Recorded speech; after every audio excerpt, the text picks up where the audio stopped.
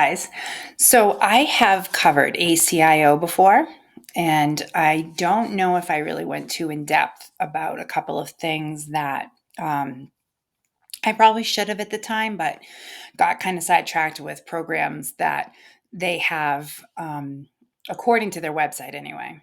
And I wanted to share this with you because I think that you'll find it pretty interesting. If you found all the other videos I've done on ACIO, you'll probably find this pretty interesting too. It's not a lot. Don't worry, I'm not going to inundate you. But as a reminder, the ACIO, or Advanced Contact Intelligence Organization, has existed since the early history of humanity to oversee and document the progression of humanity and intelligent life on Earth. Seems pretty easy, straightforward. The primary role of the ACIO was originally to observe the progress of humanity and not interfere in their development. It's very important to them to let us try to do the evolution on our own. But things change, as we all know. So, this eventually did change because as human civilization evolved to sophisticated levels, I use that term loosely, sophisticated levels, and as extraterrestrial visitors came to visit the planet. Now, this is when, okay, what happens is ACIO is very concerned about how the earth is preserved. I'm going to leave that there for a second and just explain a little bit more about that. This is when ACIO had to take more of an active role in managing the human/extraterrestrial relations on a limited level to limit the impact of negative non-human entities. They have to be the first line of defense for us sometimes when it comes to those races that are trying to control or manipulate or have a influence over our planet as a whole, as people. Okay, so after the establishment and use of the mind controlling CIA sponsored MK Ultra program, and also of the mass human experimentation that took place after World War II, the ACIO felt a greater level of urgency to begin intervention against these dangerous agendas as both a civil and military intelligence agency. They do both sides, guys.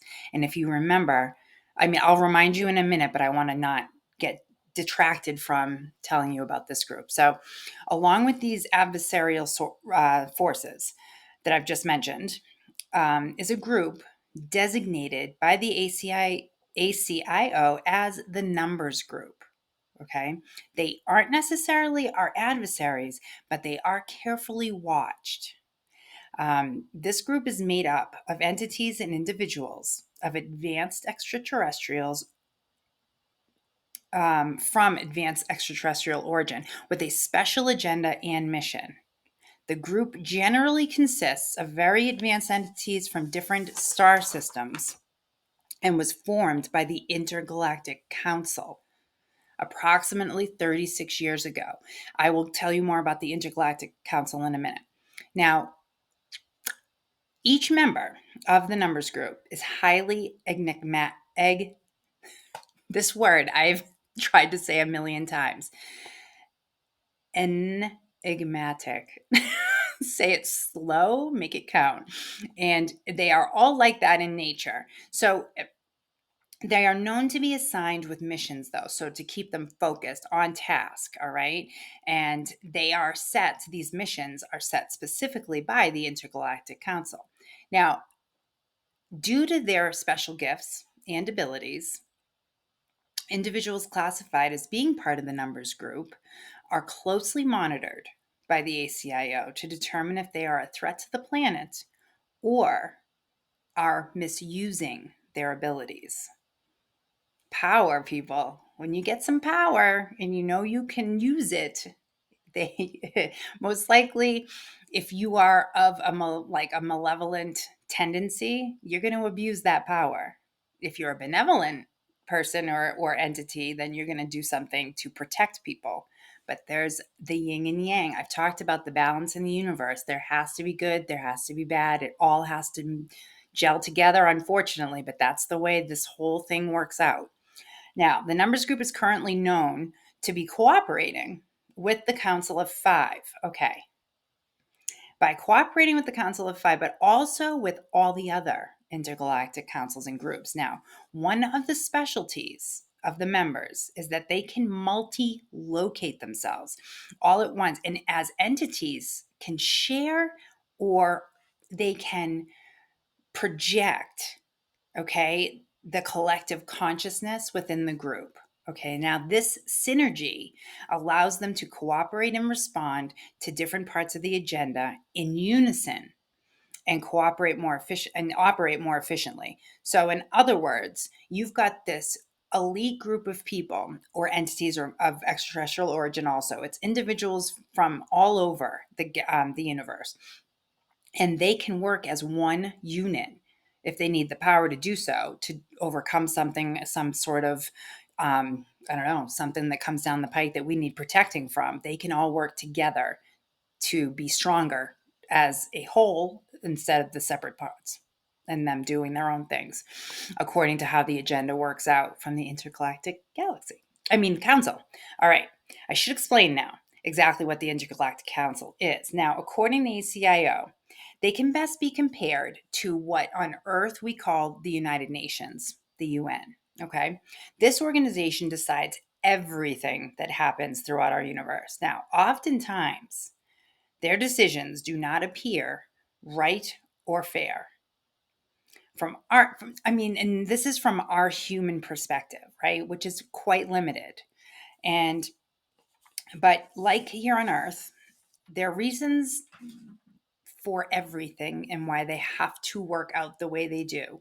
It's the whole reason why everything can keep evolving. All right. We're never going to understand some of it. We will, thankfully, probably get to understand a lot of it as time goes on.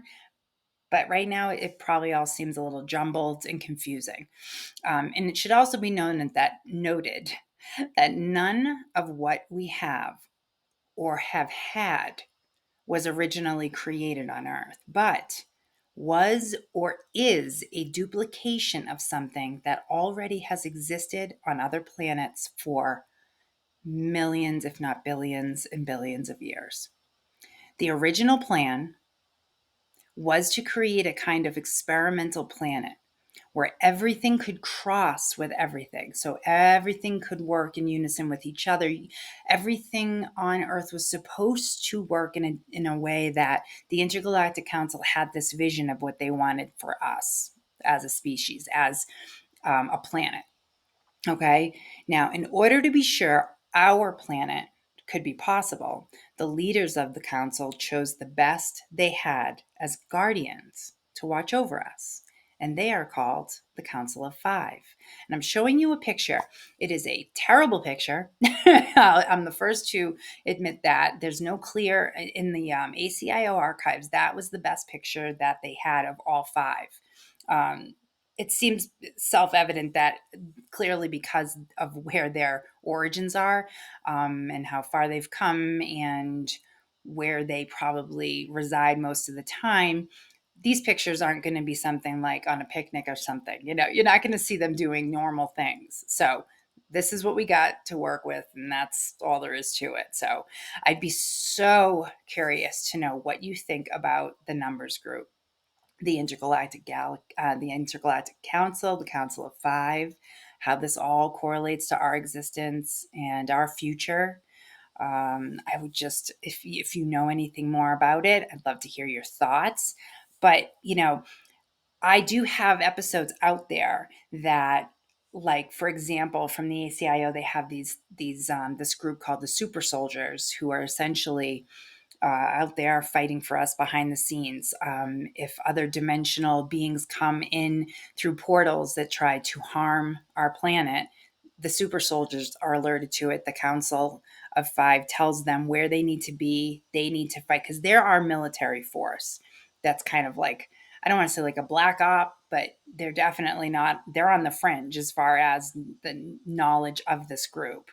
And there's also, I did a whole episode on the 20 and back program, which is a time travel program, which I'm sure you've heard about through Space Force somehow. But it's fascinating stuff, and there's a lot to digest, and I understand that, and it might sound a little kooky, but if you really give it the weight it deserves, I think you'll see some of the potential here for some pretty valid information that can be pretty useful to all of us. So, anyway, I'd love to know your thoughts. And until next time, I hope you are staying happy and healthy and stay weird as usual. And take care. Bye.